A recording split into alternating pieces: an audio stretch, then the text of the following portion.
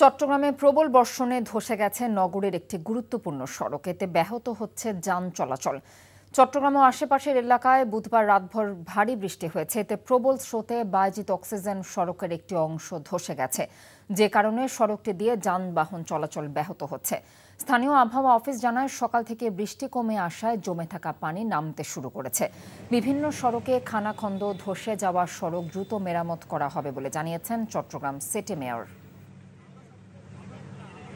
এটা না শুধু পুরো ব্রিজটা আমাদের করে দিতে হবে এবং এটা থেকে নিয়ে এটা প্রায় 60 ফিট আমাদের এই ব্রিজটা করতে হবে এবং প্রথমে এটা করবো, এটা পরে করবো।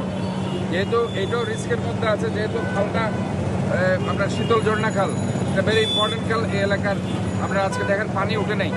পানি না ওঠার কারণ হচ্ছে এখানে প্রচুর পরিমাণে মাটি উঠানো হয়েছে। বান্ডেল থাকলে প্রতি সেনমানিতে টাকা বাঁচবে। বিকাশ সেনমানি বান্ডেল কিনে জিতুন প্রতি লেনদেনে।